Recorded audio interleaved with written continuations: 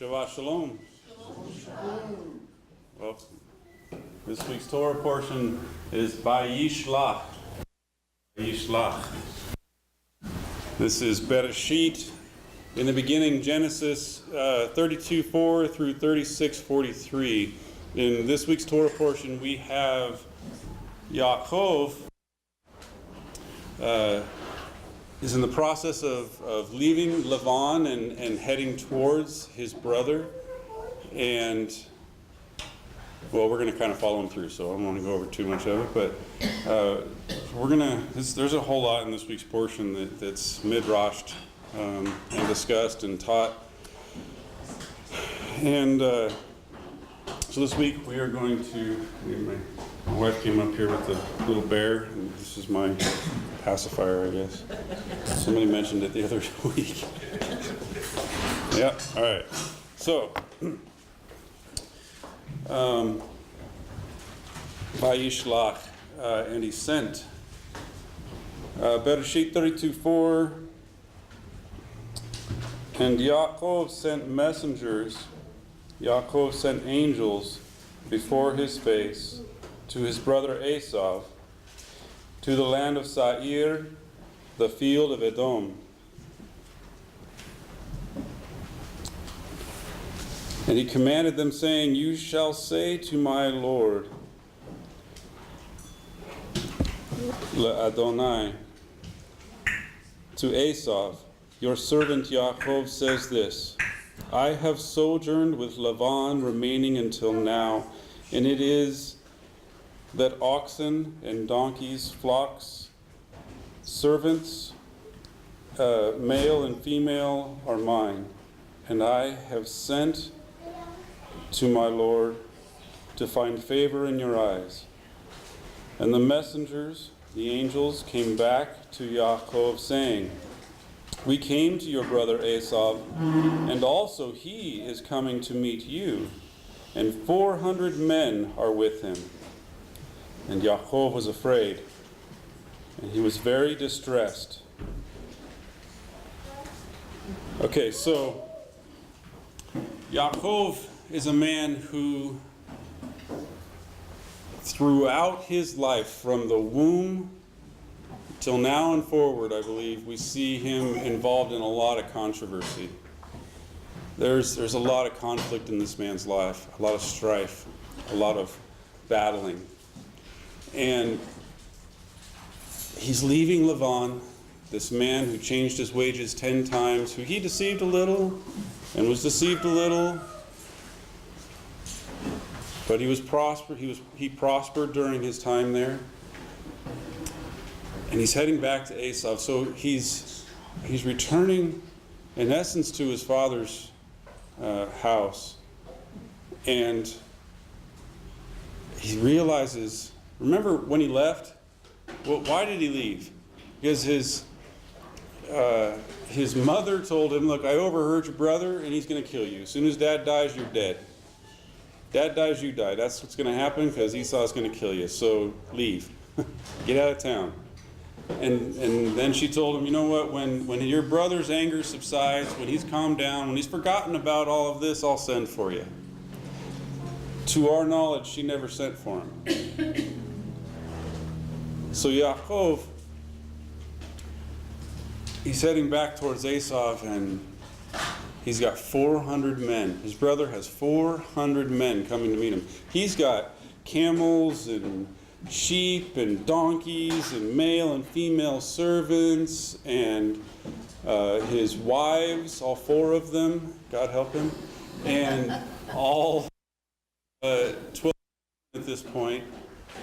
And just he's just this big, huge family. And what he's told is that an army's coming to meet you, in essence. 400 men. He's got male, female slaves and servants and sheep and kids, and there's 400 men coming to meet him, being led by a brother who hates him and wants to kill him. So we read that he is very distressed.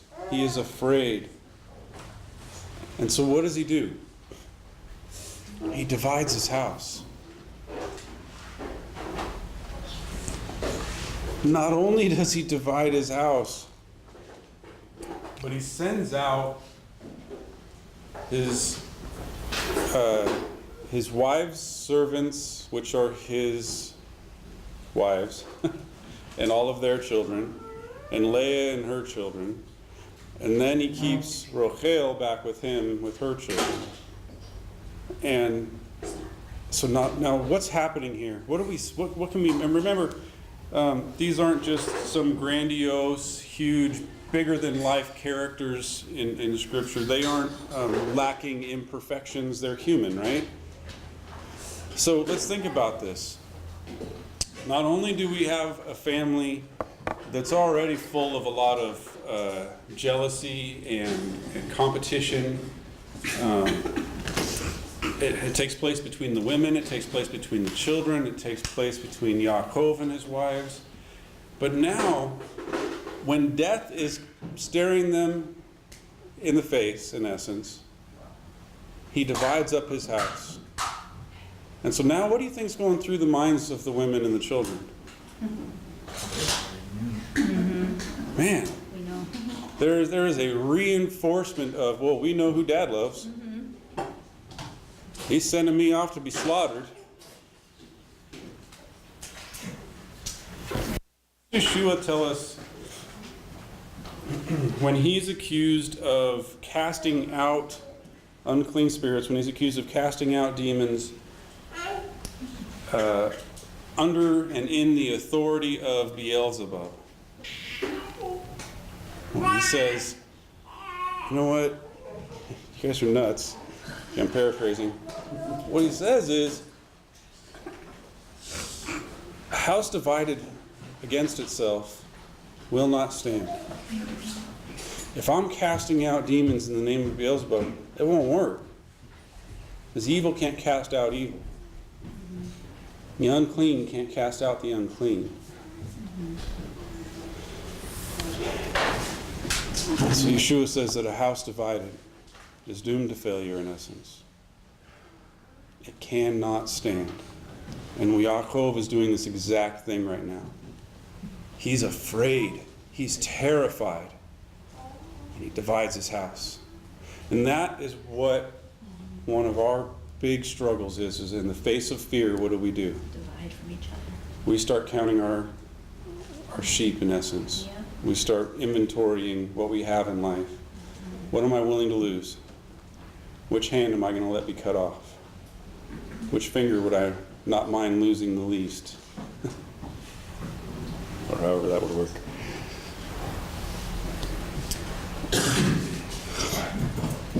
So Yaakov divides his house. And not only is he dividing them literally, physically, but he's dividing their hearts even further. And he sends them out. And then Yaakov says in verse 9, to Elohim, the Elohim of his father, the Elohim of Abraham, and the Elohim of Yitzhak,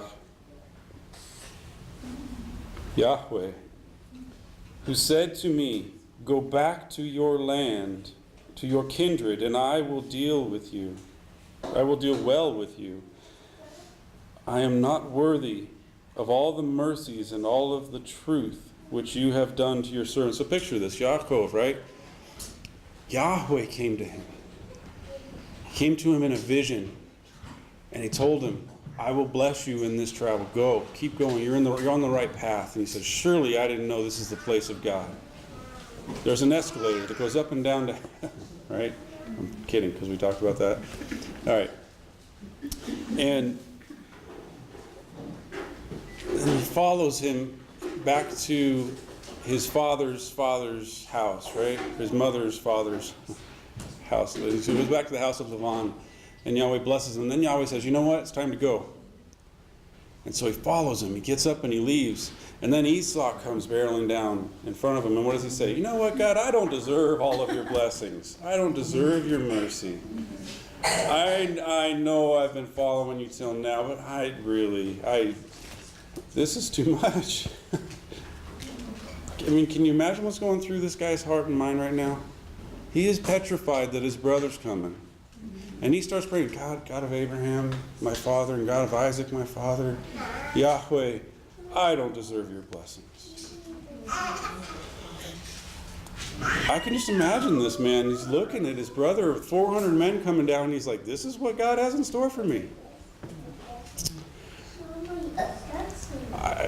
Can you imagine yourself second guessing what God's got in store for you? Because what you see before you is scary. Think about the children of Israel as they start to enter into the promised land. 12 people enter into the promised land. And only 2 come back, not afraid of what they saw. It's Esau returning back to the land where Esau is. Yaakov is returning back to the land where Esau is. And he's petrified. What he sees is giants in the land.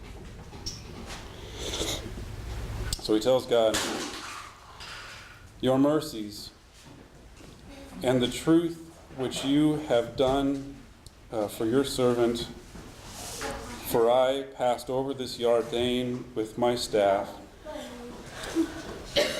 in my staff, and now I have become 2 companies. He's talking to God, and he's saying, man, I've followed you, and now I've become 2 companies. Who did it? Did God separate out his house? Did God divide his house? Have you ever found yourself in a position where you're praying to God and you say, look at where I'm at, God. Look at what's happened. I mean, even though we know it was by our own hand something is done, deliver me. And I pray from the land, deliver me, I pray, from the land of my brother, from the land of Esau, for I fear him, lest he come and strike me, mother and sons. And you said, I will surely deal well with you, and I will make your seed like the seed of the sea, which cannot be numbered for a multitude. And he remained there that night, and he took a present from what came into his hand for his brother Esau, 200 she-goats, 20 he-goats, 200 ewes, and 20 rams, 30 milk camels, and their 30 colts, 40 cows and 10 bulls, 20 she-donkeys, and 10 young donkeys. And he gave into the hand of his servants every drove by itself. And he said to his servants, pass over before my face and put a space between drove and drove. So he sends out blessings to his brother, and all these blessings we just read about, all the donkeys and the camels, and he sends them out one by one. What do you think he's trying to do? He's praying to Yahweh, please.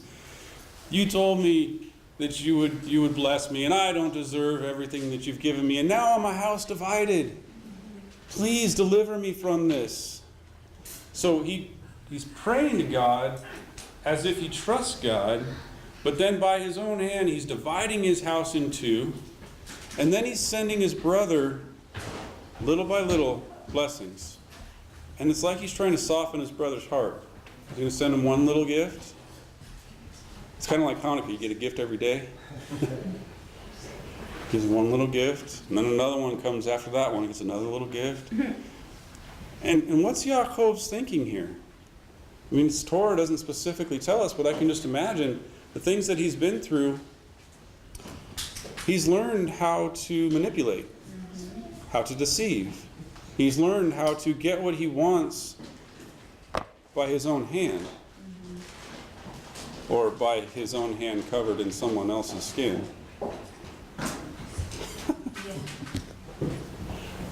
Yeah. So he's trying to soften the heart of his brother with gifts.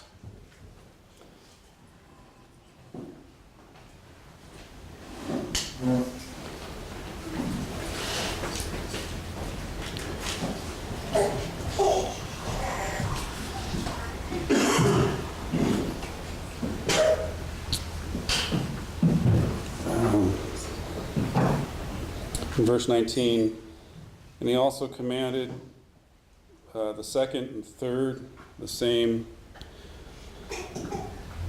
You shall speak these words to Esau when you find him, and you shall also say, Behold, your servant Yaakov is behind us, for he said, I will cover his face by the present, the one going before my face, and afterward I will see his face.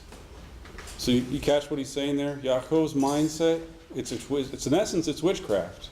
It's deception. He's trying to deceive. He's like, look, I'm going to send these gifts before me, and they're going to cover my brother's face. And so then I'm going to see him face to face. But in essence, what's he saying? I'm not going to have to see my brother's face. I'm going to be looking at all the gifts I just gave him. I'm going to see a happy face, because he's happy I just gave him a bunch of gifts.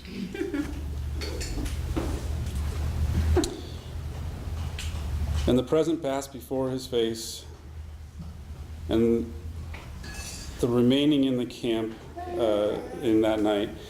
And he rose up that night and took his 2 wives and his 2 slave girls and his 11 children, and he crossed over the ford of the Yabok. And he took them and sent them over the stream, and sent over that which was his. And Yaakov was left alone. So after Yaakov went through all of this talking to God, all of this doings by his own hands, separating his house into 2 camps, sending out gifts before his face, before his brother's face, that passed by his face, right? There's a whole lot about face to face with Yaakov. Yaakov was face to face with God. Yaakov was face to face with his brother. Yaakov tried to mask his face, in essence, to his father. Yaakov is trying to mask his face to his brother. And then he's left alone. This is the word for alone. Lamed, Beit, Dalet, Vav. The alone part is this Beit Dalet.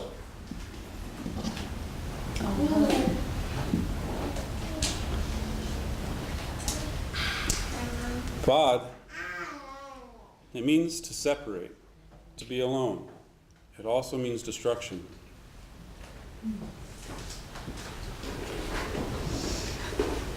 It's something that is separate.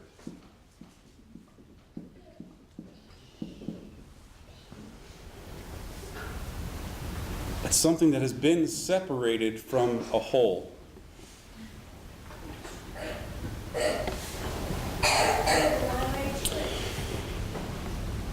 This can be a branch, i.e. from a tree.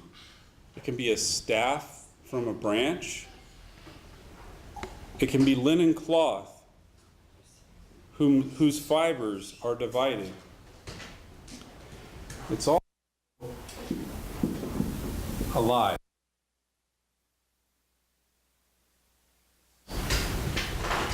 As what causes a separation through careless words, lying, or bragging.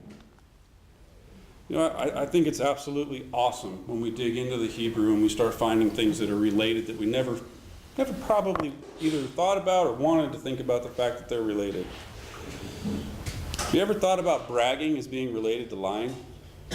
Yes, because you're making some more of yourself than what you are. Right? Even if what you're doing is telling the truth, in essence, you're lying because you're making yourself out more than you really are. Yov, Yov did a lot of bragging. So, lying through careless words, bragging, or being separated from the whole are all the same thing. And this is where Yaakov is. Through all of his lying, through all of his bragging, he separated himself from his family, from his house. He is alone. There is no one there with him. There is nothing there with him. All of his possessions, his family, everything has been sent across the river. He's there alone. This loneliness, I believe, is not only in his physical possessions.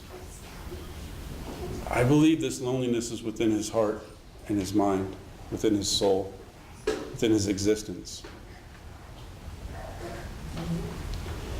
Sometimes we can have so much, but anxiety, depression, fear, as in this case, can separate us from what we have, from what Yahweh has blessed us with, from the people in our lives, from the things in our lives, from His presence in our lives. Our fears, our depression, our anxiety, our worry, our anger can separate us from those things. This is where Yaakov is. Not only is he this, but we have the prefix lamed, right? And the prefix lamed is a staff. And the staff has to do with authority.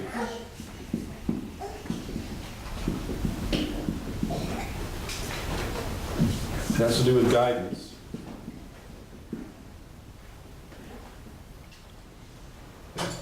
Staff is what a shepherd uses to correct its sheep, to guide his sheep.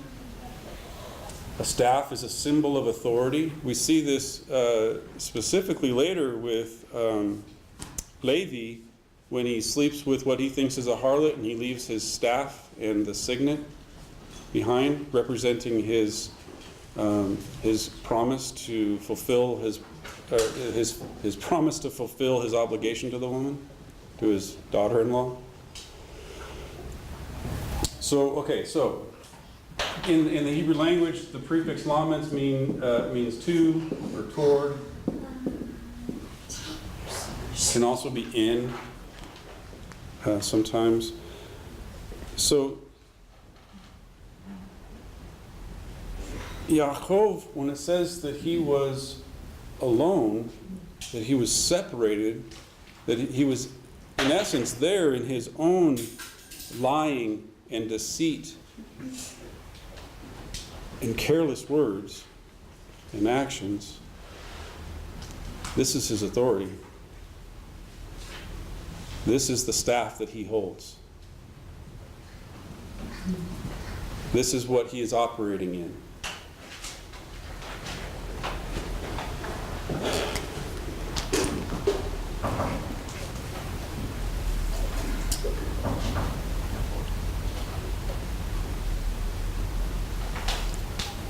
This is where we find ourselves in life. When we take things into our own hands, when we fail to recognize that Yahweh is greater, that Yahweh is with us, and that He is greater than anything that could possibly be against us. We can separate ourselves from the love of God. We can separate ourselves. Nothing can separate us from His love, but we can take ourselves out of that equation, right? God's love doesn't go anywhere, but we can, in essence, refuse it. We can divide ourselves from it. We don't ever lose His love. His love is always present and ever there, and we can always return to Him or turn to Him, as is our theme for this year. Shuv, turn. Yahweh says, turn to me and I'll turn back to you. And we can find ourselves all alone by our own doing, by our own hand, by our own words, as Yaakov is in this situation. And guess what happens? We all know what happens, right? He wrestles. Who or what does he wrestle with? Is it a man? It says angel, God, and Is it an angel?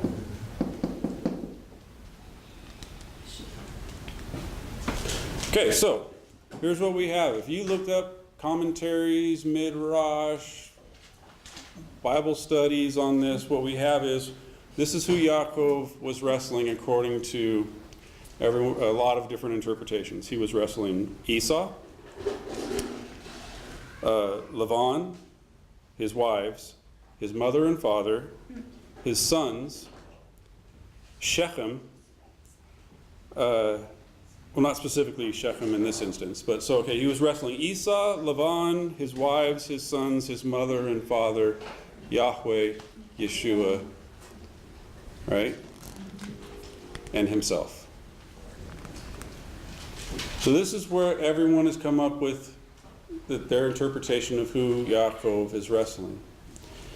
It says here, remember, it says that he is alone. No one else there, nothing else there. He sent everything over to the other side of the thing. And then really randomly, okay, it says that, and he wrestled with Ish, a man. Aleph Yod Shin.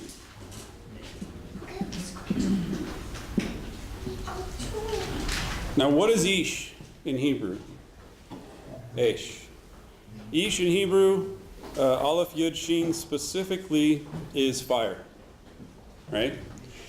It's fire, and specifically it's one aspect of fire. It's the wood that's been burned as a result of fire.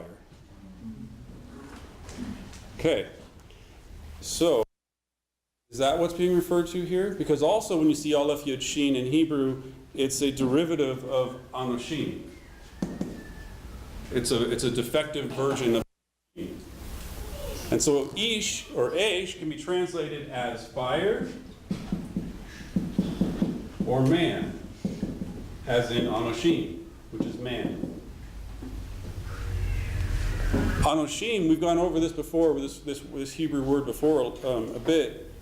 Anoshim, in its definition, is not only man, but sickness.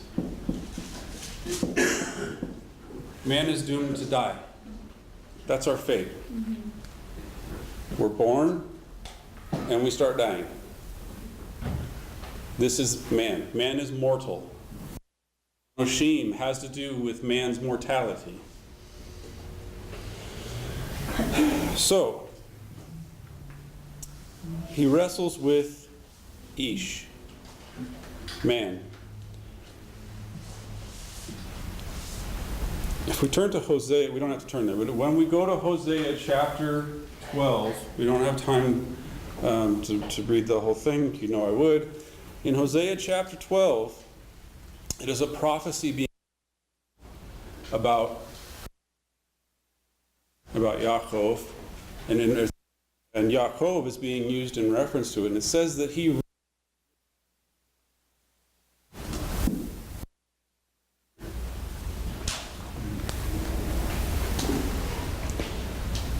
So now, in my opinion, this man was an angel. But you notice when I was through this portion, what did Yaakov send to his brother? Angels. I mean, if we want to translate Melachim as angels, Yaakov sent angels to his brother. And those angels came back to him and told him that his brother was coming with 400 men. So, Yaakov is all alone, and he wrestles with a man. And the context of this man has to do with mortality and the fact that it's effective of Anoshim. I believe it ties into the concept of a hard piece of wood, having something that has been through the fire.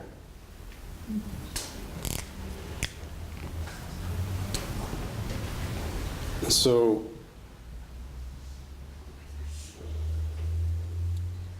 in verse 24, Yaakov was left alone, and a man wrestled with him until the ascending of the dawn. Yaakov is alone, and he wrestles with a man until the sun rises. Who's Yaakov wrestling with, according to the words that we have in Scripture? A man, okay. But who else is there? No one. Who's he wrestling with? My opinion, himself. He's wrestling with his flesh. He's wrestling with all the decisions he just made and with the fear that he has inside of him.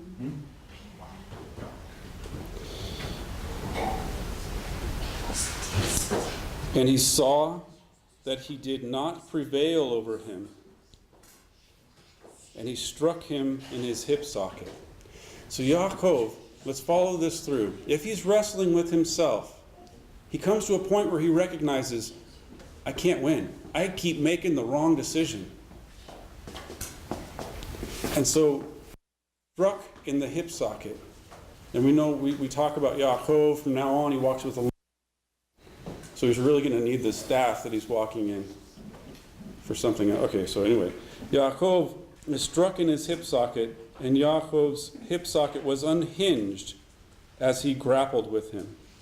His ability to walk, his ability to stand. Have you ever broken your hip? Or had your leg come out? I haven't. I can imagine how much pain that would cause. I mean, you think about it, and you can't walk if your leg is dislocated from your hip. There's no getting around. You're not going to, like, all of a sudden just start walking across this river that's in front of you and go meet up with the rest of your family. God is our healer. Amen. So, if his hip was literally dislocated from its socket, I believe, Yahweh could have healed him enough to get him across that river. I'm not trying to dismiss that, right? We're not ever trying to dismiss the literal. But I'm trying to see what else we have here, what else Yahweh has here for us. And he said, "Send me away, for the dawn has risen." And he said, "I will not let you go unless you bless me."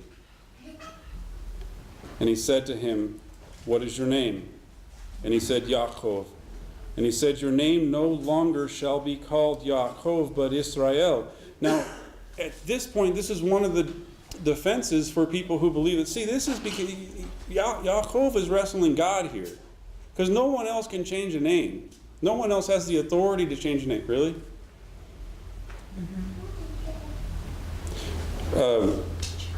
Turn quickly with me to chapter 35.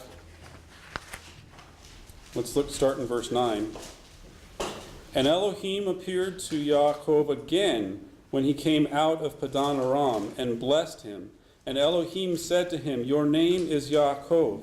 Your name shall not be called Yaakov anymore, but Israel shall now be your name."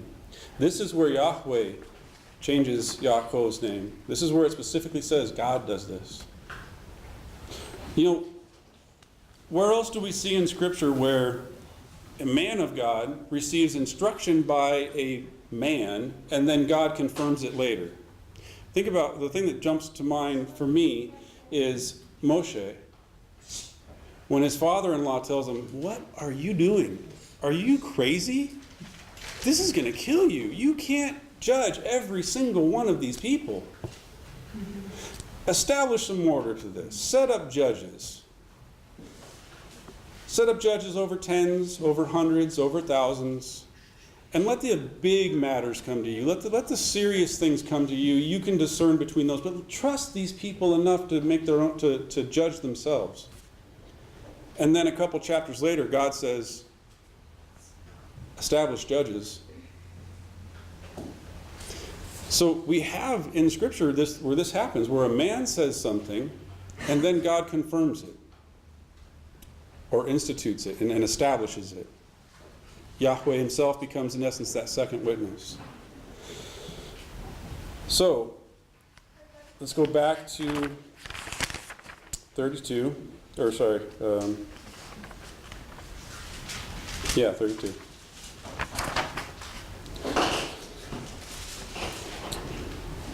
So he tells him that your name shall no longer be called Yaakov, but your name shall be Israel.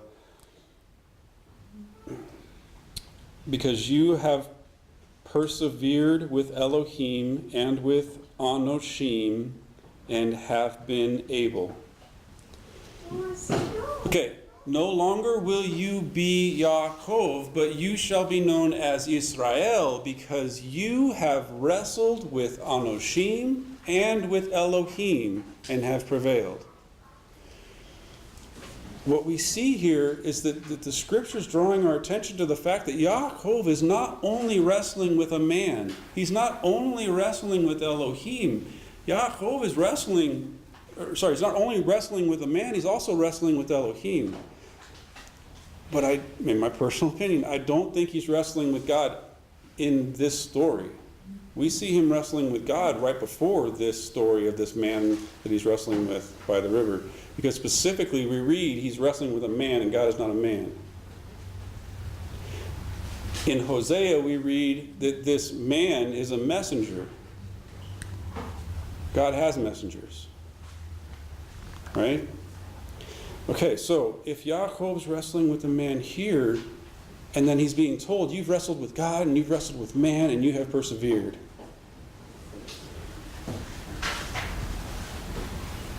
How did Yaakov wrestle with God?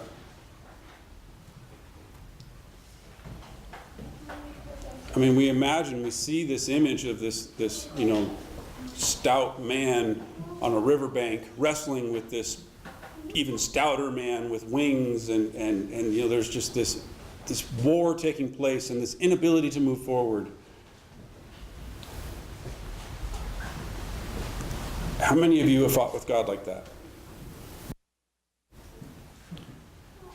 How many of you have fought with God like that as an image of what's happening within yourself? How many of you have wrestled with the revelation that Yahweh has given you? How many of you have wrestled with the direction he's asked you to go? How many of you, think about it. He wrestled with man, Anoshim, that which has been through the fire, that which is mortal and doomed to die, and with Elohim. And he's prevailed. At this point, he finally prevails, because in order for us to prevail in life, in order for us to take this next step in life, what do we have to overcome? Ourselves, our flesh. This is nothing profound or revolutionary. This is what all this talks about in the Brit Hadashah. We'll get to some of it, I pray. We have to fight and battle with our flesh in order to allow the Spirit to guide us and rule in our lives. That's our battle. Well, we'll specifically get to that. Okay, so Yaakov, he wrestles with Elohim and with Anoshim, and he is able. And Yaakov requests and says, please reveal your name. And he said, why? Why this? That you inquire about my name. And he blessed him there. And Yaakov called the name of the place Peniel, saying, because I saw Elohim face to face, and my life is preserved.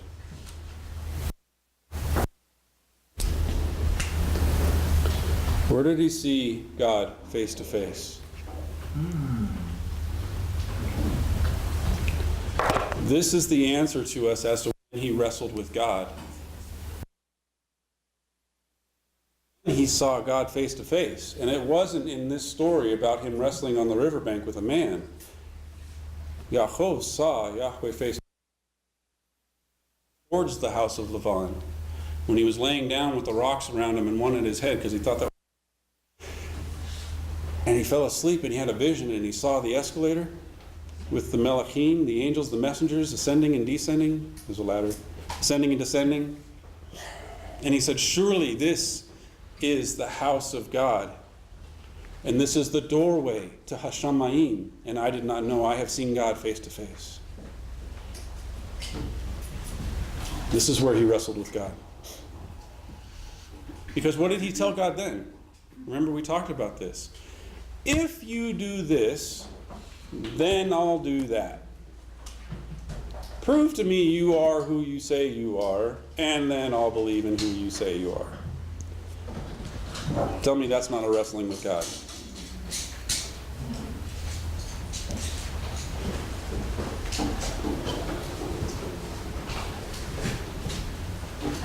In verse 31, the sun rose upon him, and he passed over Penuel, and he was limping on his hip socket. On account of this, the sons of Israel do not eat the sinew or the thigh which is on the hip socket until this day, because he struck the hip socket of Yaakov, the sinew of the thigh. Okay, so literally, we do not eat the tendon, the sinew of the hip socket because of this. But if all we do is buy meat from Safeway, or where's my mother-in-law? King Soopers, or Sprouts, or wherever else we shop. But how many of you have ever eaten a sinew from the hip socket? Do we even have a clue? Probably not very often. Probably not. But the concept is here because this is specifically supposed to remind us of what Yaakov went through when he wrestled with man and with God. We don't know. Do you guys ever think about that? When you're eating a hamburger? Or steak? Or whatever else? Something that's in Scripture, it says, to this day we don't do because of this situation. So next time you eat a hamburger, maybe think to yourself about the wrestling that Yaakov went through and why it is that we only eat certain parts of our offerings. Okay, so carrying on, Yaakov lifted up his eyes, looked, and behold, Esau was coming. Oh, all that, and he still got to deal with his brother. And Esau was coming, and 400 men with him. And he divided the children, Leah and Rachel, and the slave girls, and put the servant girls and the children first, and Leah and her children. Would you think that he wouldn't have to do this at this point? He just got done wrestling with a man, and it was told to him, look, you've wrestled with God, you've wrestled with man, and you are able now. I know you're limping, but you can do this. And he crosses the river with a limp, and he still divides his house. And he passed over in front of them. Oh. Okay. So now let's put ourselves back in the...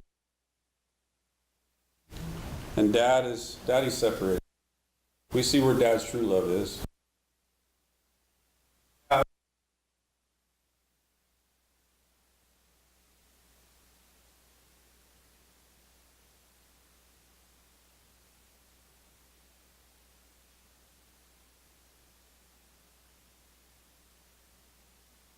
There wasn't two of them. And Yaakov. Right? Esau. Okay. Well, these people are thinking, Daddy really doesn't love me all that much. He's putting me up as an offering. All of a sudden,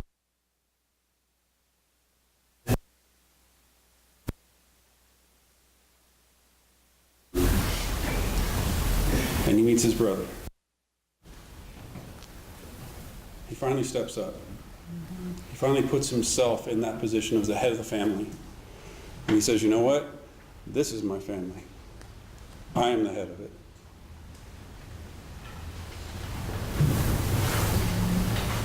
This is something over time has completely emasculated with something from us.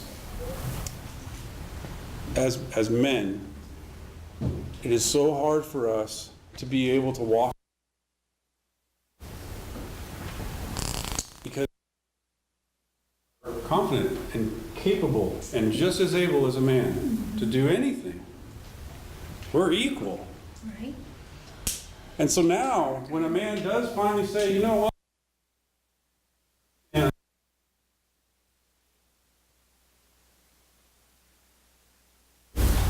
All of a sudden you have to get over this hurdle and this hurdle.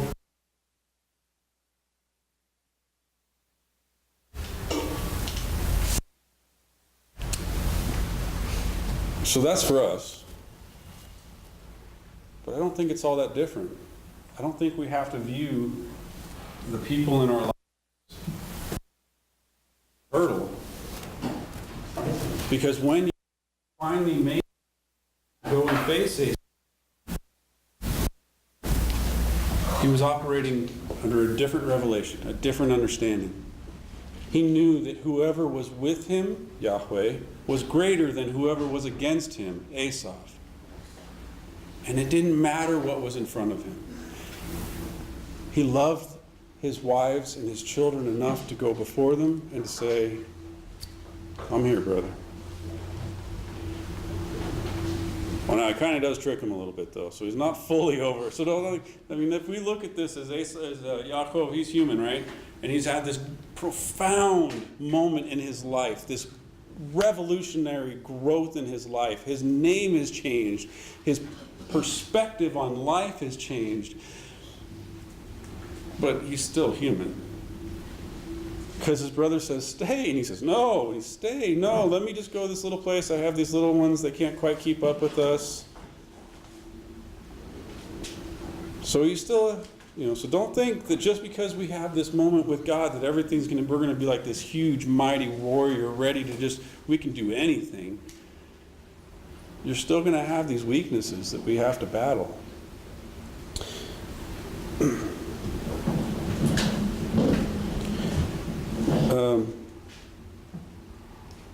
Second Corinthians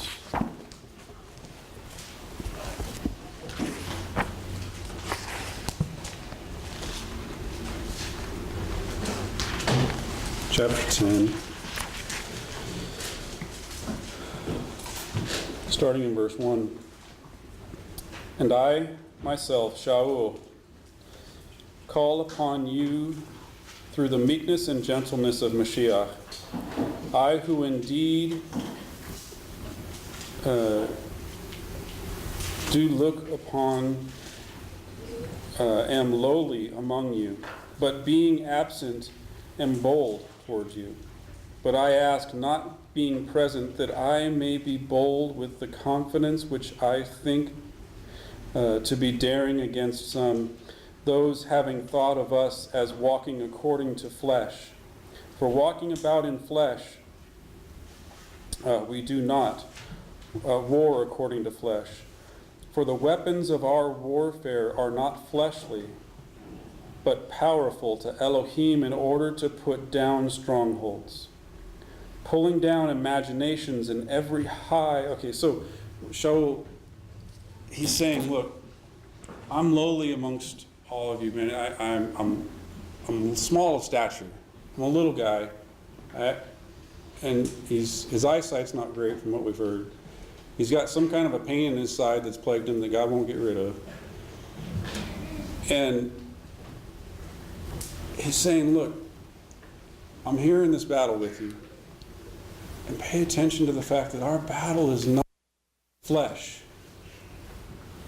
And this is a really hard thing for us because we always talk about how our battle is against our flesh, right? And Shaul's saying the battle's not against the flesh. What do we think's going on here? Well, our battle isn't our skin. Our battle isn't the physical people in front of us. When we talk about our battle being flesh, it's about our flesh nature, right?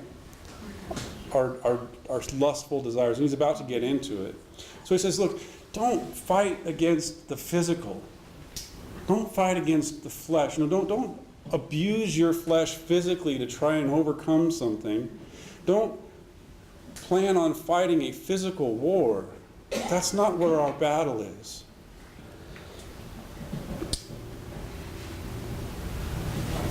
For the weapons of our warfare, verse 4, are not fleshly, but powerful to Elohim in order to pull down strongholds, pulling down imaginations and every high thing lifting up itself against the knowledge of Elohim, and bringing into captivity every thought into obedience of Mashiach. So he's talking about thoughts and imagination. Are these not the things that torture us? that war against us? Tell me how many of you don't have to battle against your own brain? How many of you don't have to battle against your own imaginations? I can't tell you how many times I've had a knockdown, drag out, all out fight with my wife before we've even said one word. It all happened right here. Went through the entire scenario. I made it all up. I'm really good at winning those. But what that does is that keeps me from actually engaging in a conversation with my wife and overcoming a battle that's truly there before me. We are Basar Echad, one flesh. But because I'm afraid to face the confrontation that's truly in front of me, which honestly most often is within me,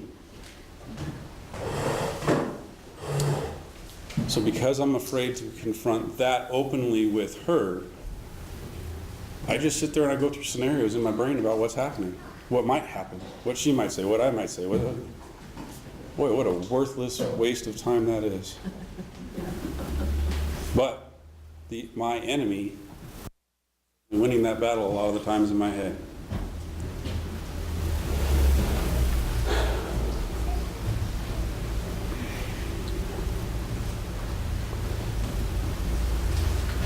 Verse, if anyone has persuaded himself to be of Mashiach, this himself, that he is of Mashiach, so also we are of Mashiach. So think about, Shaul's talking to them specifically about someone coming into the congregation and they're trying to divide them, separate them, cause fear within them. And he's saying, don't let that happen, because if someone comes to you and they are of Mashiach, they should bring peace, not division. Mm-hmm. If they're of Mashiach and you're of Mashiach, you should be one. And what do I keep saying? What is our goal for this community, for this body of believers right here? Is that we can stay united in the fact that Yahweh is one and Yeshua is our Messiah. And everything else surrounding those things, it's all doctrine. It's a bit of an exaggeration, but if we can stay focused on the fact that God is one and that Yeshua is our Messiah, then we should be able to agree, we should be able to have a great midrash after lunch.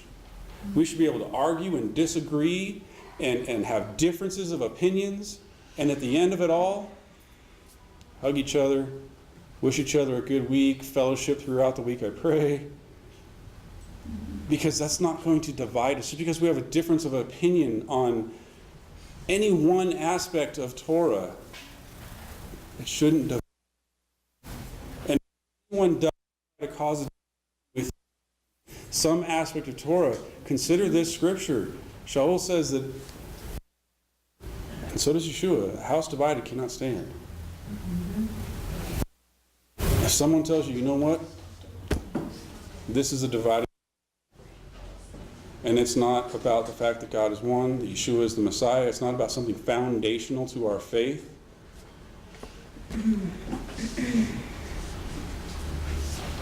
That's a hard thing to face. It's a lot like Esau coming down. And Esau is a representation of our past. And a lot of our fears come from the things that we've experienced in our past. We can be so afraid of something that's in front of us that we haven't dealt with yet because of things that we have already experienced in our life. And they'll cause us to fall. They'll cause us to stumble. They'll cause us to divide our house and to not stand up and be the person who God wants us to be.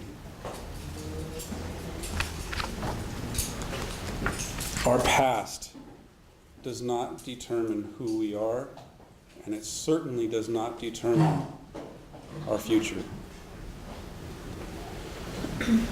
But boy, I'll tell you what, we sure do let it. Yaakov let that happen all the way up to the point where he finally passed in front of his wives and his children and said, I'm here. Let's deal with this.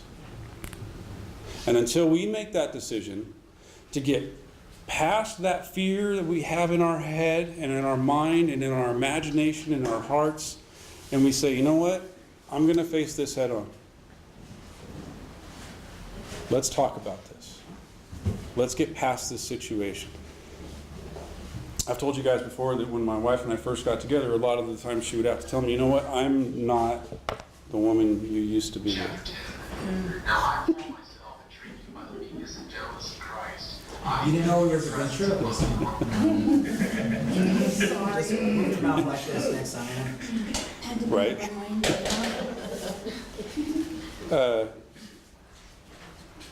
She's not the woman. She's not your Right. ex. So, thank Not you. your ex, baby mama. Kids can go popping off, nothing. The digital voice goes off and whoop, sidetracked.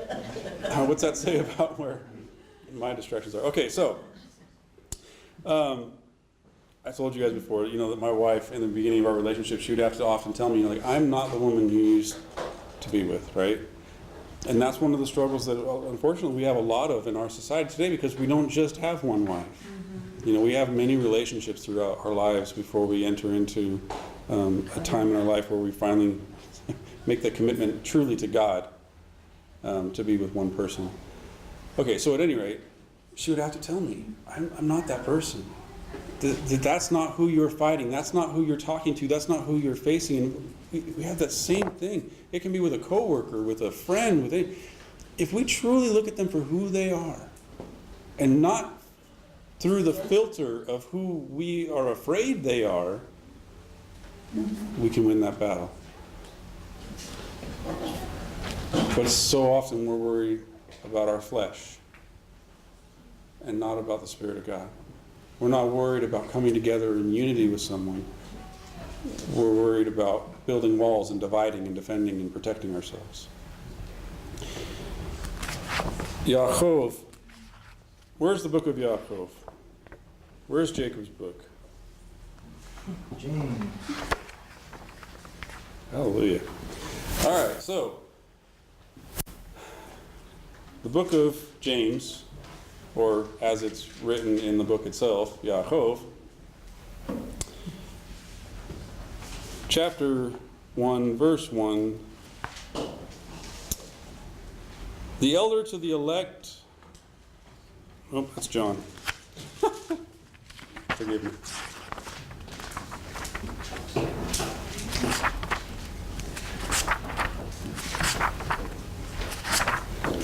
All right, this looks better. Yaakov, James. A slave of Elohim and of the Lord Yeshua HaMashiach, to the 12 tribes in the dispersion, greetings. I added the Okay. This book starts off specifically saying whom it's being written to. Who's it being written to? 12 tribes. Yeah. Where? They're scattered. In dispersion. Where are we? Scattered. Who's this book written to? Us. Hallelujah. Okay. We're all on the same page. My brothers, count it all joy when you fall into various temptations, knowing that proving of your faith works patience, but let patience have its perfect work. Perfect tamim, meaning whole, complete, not lacking anything, right? That you may be perfect and complete, lacking nothing. Does this look like a book you really want to get into at this point? I mean, it starts off saying, this is to the 12 tribes dispersed into all the world. I can really see why sometimes people might say, you know what, we're not the 12 tribes. No, we've replaced them. I'm good. I don't want to read this book. Especially not when the very next sentence says, guess what? Count it joy when you experience trials, because it's going to develop patience. What do we think about patience? Don't pray for it, because you're going to be tested in patience. Anyway, okay, sorry. Going on, verse 5. But if any of you lacks wisdom, Let him ask from Elohim, who gives to all freely and with no reproach, and it will be given to him. But let him ask in faith, doubting nothing. For the one who doubts is like a wave of the sea being driven back by wind and being tossed.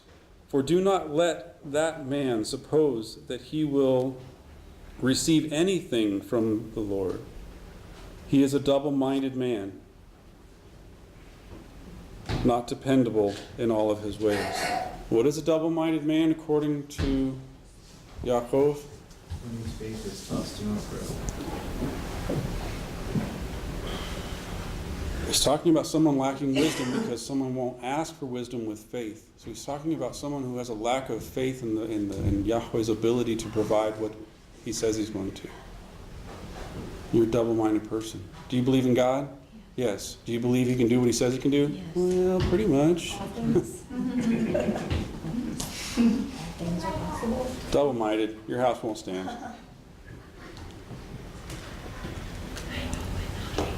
Because the lowly brother rejoices in the lifting up, and the rich one rejoices in his humiliation. Because he will pass away like the flower of the grass.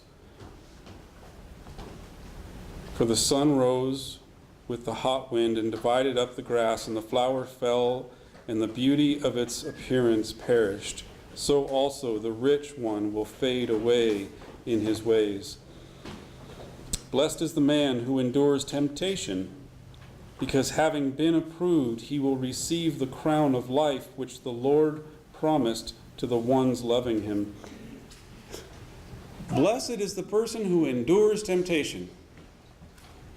I don't know about you guys, but I don't want to endure temptation. That's one blessing. I'm tempted to tell God, you know what? I don't deserve your blessing. I can relate with Yaakov in reference to what Yaakov is writing in this book. Remember when Yaakov said, I don't need your blessings, God. I don't deserve them.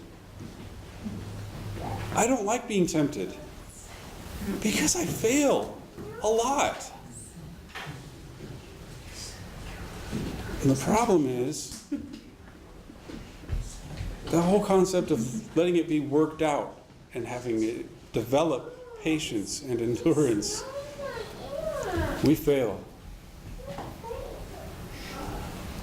It's a hard thing as a mentor to mentor someone and experience someone failing and still being able to love them through it and not be too harsh. It's a hard thing as a mentoree to fail and to be able to keep going and know that you can try again and try again and try again. And that is what develops within us perseverance, patience. It develops faith. Because if we think that every time we fail we're done, well, we've all been done a long time ago, right? So the doors are open. We don't have time to get into the rest of everything else, which is normal. Sure we did. Let's go to Yaakov, James chapter 4, starting in verse 1. Really, honestly, my intention was to read the whole book, just so you guys know where my brain is half the time, plus all of those other scriptures. All right, so, from where do wars and fightings among you come?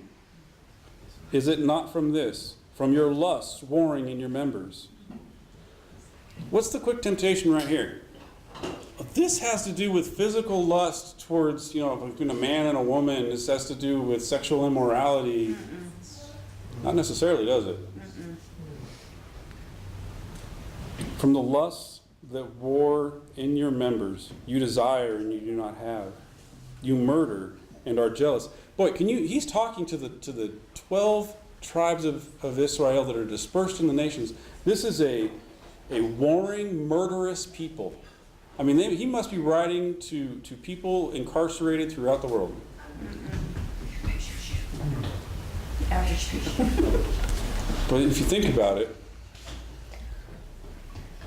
he's talking to these people. He says, you desire and you do not have. You murder and you are jealous.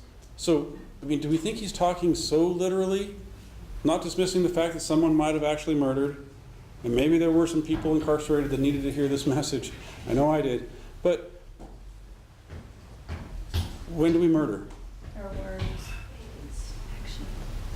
With hatred?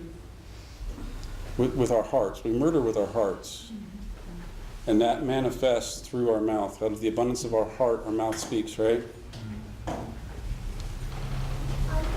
Yaakov says, this is where wars among you come from. This is where your battle is. You ask and you do not receive because you ask wrongly in order that you may spend on your lusts.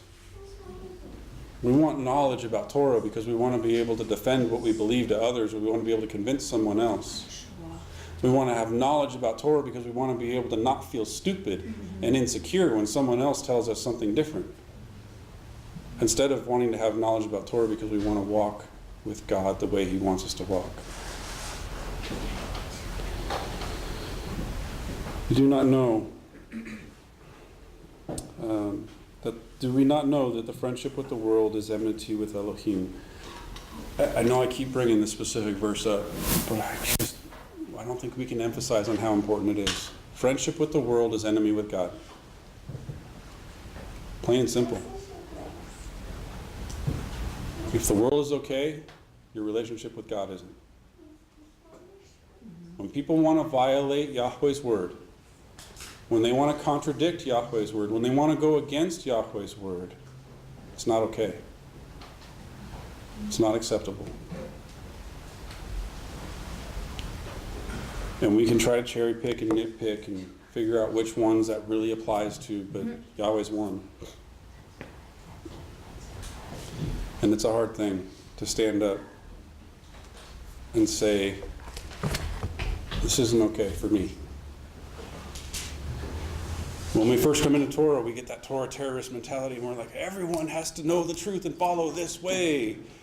And then we all kind of calm down, I pray. And we realize, you know what? It's me who has to follow this way because it's the decision that I've made.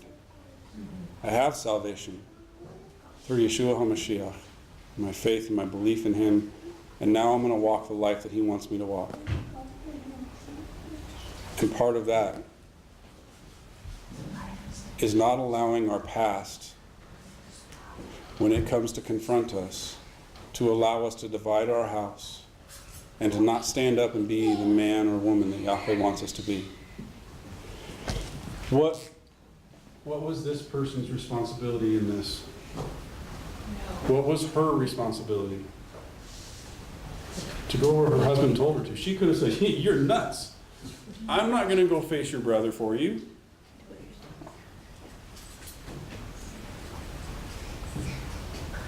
She, in faith, this servant of Yaakov, this wife of Yaakov, in faith, walked out in front of her where he told her to go. And I can only imagine that she, in her heart and mind, knew and prayed that her husband was going to come walking past her to go and meet this enemy that was before them. And I can just imagine what she must have experienced in her heart and her mind as he did. I knew it. I knew he loved me. I knew he wouldn't send me out here to be slaughtered. But she took those steps and walked in faith. And so he had to take those steps and walk in faith and stand up and be the man that he was called to be. So we have to stand up and make those decisions to be the man or woman that Yahweh wants us to be.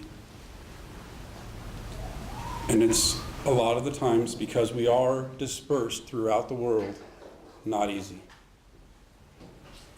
It's really not easy. But that doesn't mean that it's not, that we have to deal with, right? All right. Let's close in prayer. Our Father in heaven, Yahweh, we come before you. We praise you and bless you, and we thank you. I ask, Father, that you would just encourage each and every one of us as we enter into this Hanukkah season. I pray that we remember that this is a time for us to focus on you and to rededicate ourselves to you, to focus on the light that we reveal to this world around us, that we don't allow this world to dim or diminish you within us, but that we allow you to shine brightly through us. Help us reflect you. Help us bless you. Give us the confidence we need to face our enemies. And open our eyes that we may see that most often that means looking in a mirror.